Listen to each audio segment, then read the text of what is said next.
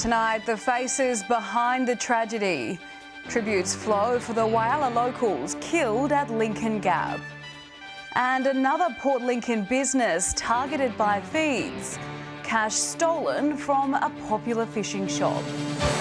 From our 7 Spencer Gulf Studios, your nightly news with Madeline Kerr begins now. Good evening. The Whyalla community is reeling after 2 locals lost their lives on the Lincoln Highway yesterday morning. The tragedy seeing authorities feel the growing pressure to curb the state's climbing road death toll.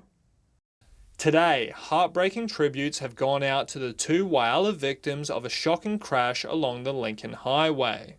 35-year-old Travis Terry and 37-year-old Kimberly Persh were killed when their vehicles collided head-on at Lincoln Gap. Mr. Terry's sister expressing her grief online, saying her heart is breaking. Online friends offering their condolences to his loved ones, rocked by this double tragedy. The other victim, Kimberly Persh, is being remembered as a pioneer in the Whyalla community, as the chair of the local suicide prevention network. A respected social worker and familiar face in centre care offices across the region, Kim was known for her caring nature, touching the lives of many. The tragedy takes the state's road toll to 26, more than double the number than this time last year. It's a terrible start on the first day of the new month, so just highlights why we can't take anything for granted across our network. The effects of these collisions have huge ramifications for each family, each person that these people know, and the community as a whole. The RAA says this has been the worst start to a year on our roads since 2010, warning that if the current rate of road trauma continues, South Australia will be looking at an annual lives lost not seen since the early 2000s. Of those 26 deaths, 19 of them have occurred on country roads.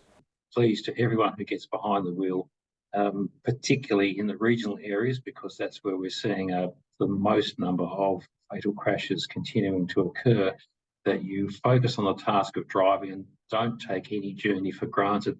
And we know sometimes that's a challenge because you may have done the same journey 100 times before. Edward McCarroll, 7 Spencer Gulf News. Seamaster Fishing Supplies was broken into on Sunday night with cash stolen from the till. And as Alison Hall reports, it's not the first business to be targeted either. Caught up in a string of robberies, our resident fishing expert Jamie Crawford is among the targets. Thieves breaking in through the back entrance and using a rope fid to pry open the office door.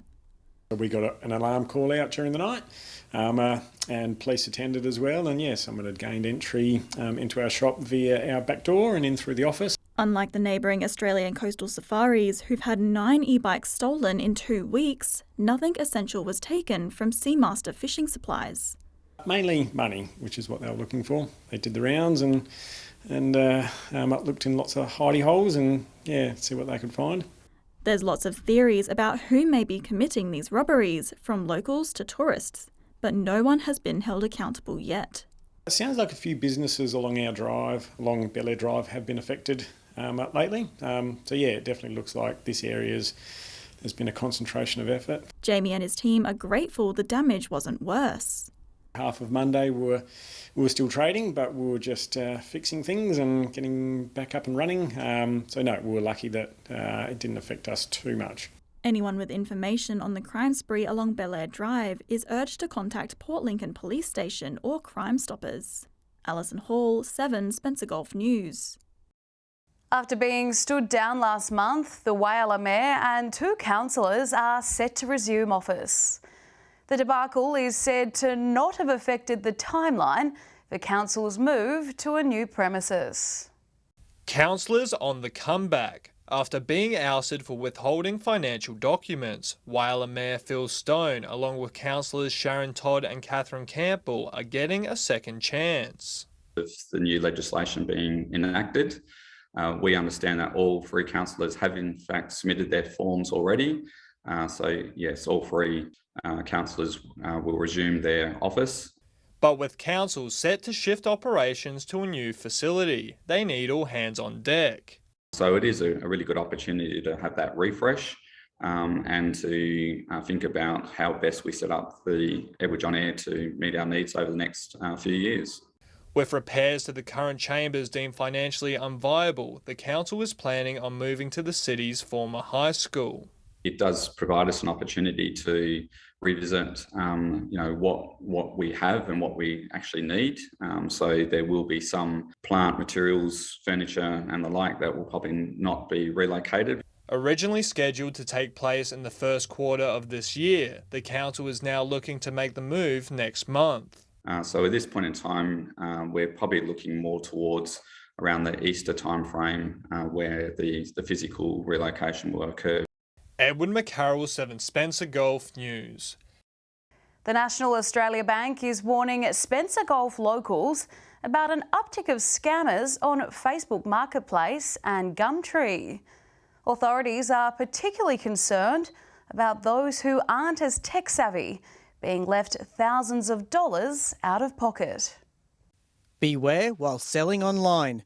That's the message to the often transient population of the Spencer Golf as a wave of scammers hit Facebook Marketplace and Gumtree. The latest con is the so-called Hey ID scam, ironically a system used to prevent con artists in the first place. Fraudsters ask for your Pay ID, usually your email or mobile number, and claim to have transferred the funds for the sale, only to say the transaction couldn't be completed as the seller doesn't have a business account and needs to upgrade.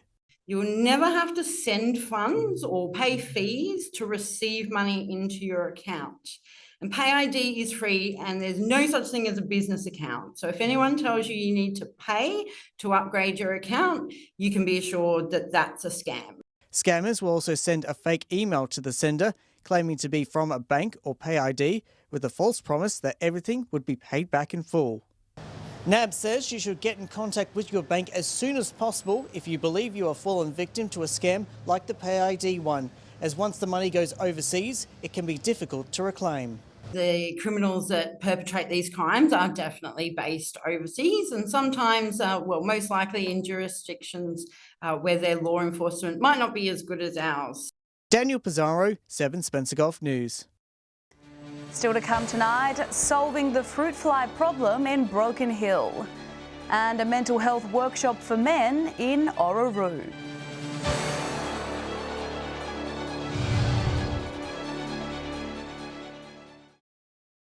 Welcome back. A working group will be formed in Broken Hill in an attempt to stop the pesky Queensland fruit fly in its tracks. The interstate pest dominated last night's council meeting. A major pest in the west. Broken Hill City Council given no choice but to take charge after the state government removed the fruit fly exclusion zone. They believe Victoria is going to go the same way, so they're really leaving it up to local communities to fight what is a pest that destroys fruit crops every year. So hopefully we get some expertise from the local community. The zone played a key role in protecting crops. We've got to start to make sure that fruit, when they're at the end of the season's all picked up, destroyed or whatever, so that we stop there where they can breed. Former Mayor Ron Page will head up the group. The councillor knows fruit flies like the back of his hand. Look, Ron has been on about the fruit fly for a long time. He has a lot of fruit trees himself. He has fruit and veg in Menindee, so he's dealt with it over a number of years. Action is already being taken. Councillor Page has already started to take steps. The General Manager will make sure the resources are provided to make sure that committee gets up and running. Then they'll give recommendations to Council where we can further help with that. Joshua Mercer, 7 Spencer Golf News. Hundreds of men have gathered at the Orroroo Golf Club for a mental health workshop. Topics such as depression, masculinity, anxiety and suicide were openly discussed.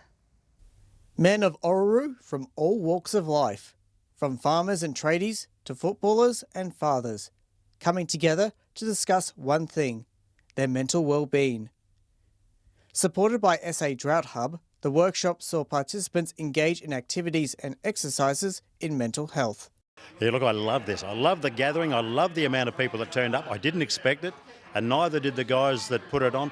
Speakers included Jeremy Edwards from I'm Not Afraid to Talk in Whyalla and comedian Mark Ryan, with Jeremy openly speaking about suicidal thoughts during his battle with depression. I've had long-term depression, so throughout my whole life, these bouts where I've just gone man up and got my shit together and moved on, I had to provide, I had to do this, where I'd never actually dealt with any emotion. I just suppressed, and then eventually, once the anxiety took over, what happened, to put it in old terms, was I'd had a full-blown nervous breakdown. Well, it's about sharing lived experience. If we can share what we have and what we know, then it makes other people feel less uncomfortable, even if it takes a toll on ourselves.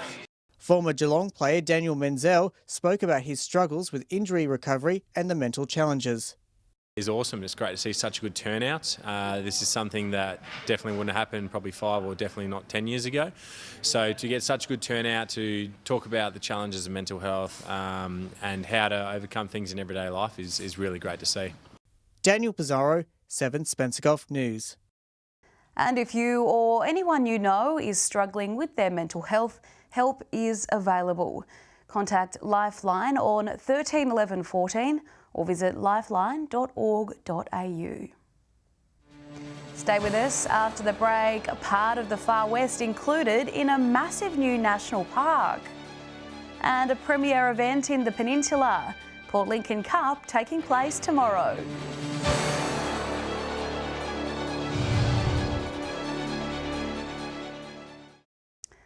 Welcome back.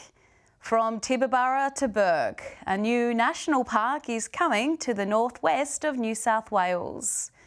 When combined with neighbouring parks, Thurlow and surrounds cover 1 million hectares of land. A new national park in the Far West. More than 437,000 hectares, meaning that we will put into place conservation for teeming birdlife, wetlands and a maze that have previously never existed in our national park estate. Filled with a diverse landscape, the area includes globally significant wetlands, outback ecosystems, and at least 50 threatened species. The New South Wales State Government hiring staff to help get the site tourism ready. And invest more than $4 million to upgrade infrastructure, including campsites and areas for people to come, visit and understand this beautiful landscape and environment. Over the next 2 years, efforts will go into feral animal and weed control, with the new park set to be open by 2025. Getting boots on the ground is the key thing. You're going to see the biggest feral animal control program the state has ever seen delivered out here. Acquiring the park will have economic benefits to parts of the Far West, as national parks contribute $18 billion to the New South Wales state economy every year. Joshua Mercer, 7 Spencer Gulf News. Meanwhile, in Port Pirie South, the Woodward Park upgrade is coming along nicely. The half-size basketball court is complete, already proving to be popular with locals keen to have a bounce. Next up is the demolition of the old colourful playground to make room for the new nature play area. Climbing Tree, the same company who created the nature park at Bowman Park in Crystal Brook, has been hired to do this one as well. The new kid-friendly zone will take around 10 weeks to complete, so keep an eye out. And Port Lincoln locals are being encouraged to frock up and rock up to the 2023 Port Lincoln Cup tomorrow. Kicking off at 11 a.m. and wrapping up around 6:30, the local racing club is anticipating a big turnout. We've got a field of 10 races and over 116 horses racing for $260,000 of prize money, so we're all set for a great day. The chairman's tip for the day is number 6, Red Dynamo, ridden by an up-and-coming Port Lincoln apprentice jockey. Stay with us after the break. Blue swimmer crabs in excess around Port Pirie, plus the rest of the region's fish and tips. And temps in the single digits. We'll have the weather details with Alex Sykes.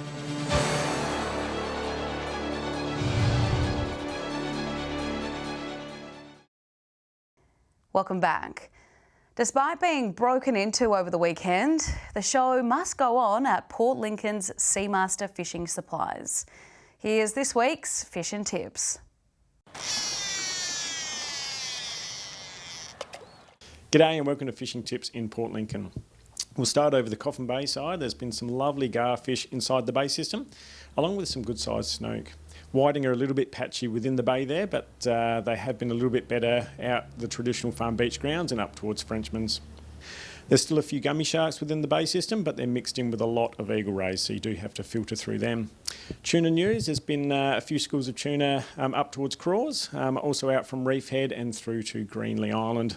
Still most in that 8 to 12 kilo range, but a few bigger fish up to around 15 to 16 kilos.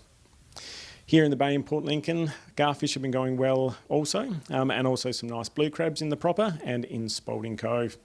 The town jetty has been seeing a few smaller kingfish around first light. Well, that's all for this week. We'll see you again with more tips next week. Hi Whalers fishing tips this week. We have beautiful fresh tides and some fantastic weather this weekend, so definitely the chance to get the rod out there or put the boat in the water and have a crack. Land-based around Whyalla, still a few yellowfin whiting coming from the foreshore areas. Cowlard's Landing has been a little bit better than the local foreshore, but there are still picking up a feed early in the morning off the foreshore. The local jetty still holding some numbers of crabs. You do have to work for them. The stingrays have been really annoying down there, taking a lot of people's bait. So you do need plenty of bait if you're going off the local jetty. Land-based around Point Lowly, there has surprisingly been still a few salmon schools holding up around the rocky points there. Over at Becky Point, there's been a few snook and also a few salmon still coming off the rocks there as well. For the boaties, numbers of crabs absolutely everywhere spread out through Whyalla, so a great time to get a feed. There also has been a few nice garfish caught around the Silk Grounds area. G'day and welcome to this week's fishing tips from Port Augusta, Jewel of the North. Well, tide's on the improve now, so they should be getting some good catches. The crabs are a little bit bigger at the moment, but there's a couple of doughy ones in amongst them. Silver whiting, as you'd expect this time of year, out in the middle bank at low tide, and also as those high tides get up in the morning, try on the front of the shacks. If you've got access over at Port Patterson, try on the beach there as well. There's a few snook over in the run and around in the Flinders Channel, and there's still some salmon to be caught down around Chinaman's Creek. That's all we have from the Jewel of the North. Okay, welcome to another week around the Gulf fishing tips from Port Pirie.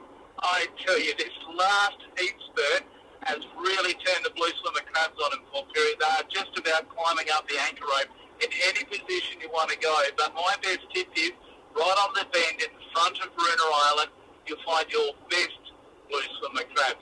If you're looking for some nice, clean, yellowy brown looking crabs, if you try the Third Creek patches, you should get yourself a good feed. Port Davis is still pretty hot right around the front of the mouth, and also down to Woods Point. While you're fishing, we've been talking about some of the summer fish that are floating around, garfish and yellowfin whiting. They are right on now. This hot weather of the last week has really stirred them up. So go to all your little favourite spots. I think if I were looking to get some yellowfin whiting, I'd be looking around the Barrows Beach area and all that sort of stuff at night time, just wading out to your knees, and then just walk back in with the tide, and you should be able to get yourself a good feed. But the tip for it is put a burley pot out with a float on it so you know where the cast is. The little yellowfin will congregate there and you'll have a great opportunity. So weekend's coming up, looks like a bit finer weather. Have a crack and don't forget, take a young kid fishing. Sounds like the perfect weekend. Thank you, Leon. It's time now to take a look at what's happening in the weather with Alex Sykes. Alex, it was a chilly morning in some places.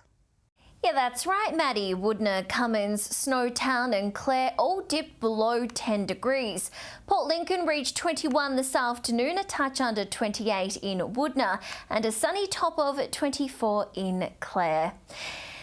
Coober Pedy, the only centre on our map over 30 degrees today, recording 32, 29 in Broken Hill, 27 in Port Augusta. Taking a look at the satellite image now, a high pressure system south of the Bight is bringing a south to southeasterly airstream over South Australia. The high will move eastwards tomorrow. On the Gulf waters, tomorrow southeasterly winds 10 to 20 knots, seas between 1 and 1.5 metres, and south to southwesterly swell below a metre, increasing up to 1.5. A cloudy top of 23 in Port Lincoln for the Cup tomorrow. Cloud clearing in Cleve 25 and warm in Woodner on Friday, a sunny top of 30. Clear conditions around Whyalla, a sunny top of 27 degrees there. between 15 and 31 in Port Augusta. Kadina sunny and 28 degrees there. Port Pirie get down to around 13 degrees tonight, warming up to a top of 30 tomorrow. 27 on the way for Clare, and Broken Hill will see some sunshine as well, tapered by some light winds, 30 degrees. Looking ahead, and the Weather Bureau has released its long-range forecast for autumn. The months ahead are looking drier and warmer than usual, and we're seeing some of those warmer temperatures on Saturday's map. 33 in Port Pirie and Broken Hill, 35 in Port Augusta, 36 up in Cooper Pedy. At first glance, Sunday's forecast looks a little tamer, but don't be fooled by the partly cloudy icons. 39 degrees on the way for Port Augusta, showers and 26 in Port Lincoln, windy and 41 in Cooper Pedy. And on Monday, showers in the capital, 22 there, temps in the 20s everywhere else. And that's all the weather from me for tonight. I'll see you a little later with an update. It's back to you, Maddie. Thanks for that, Alex. And that's the local news this Thursday. I'm Madeline Kerr. From all of us here, thanks for joining us. I'll have updates a little later. But until then, enjoy your evening. Good night.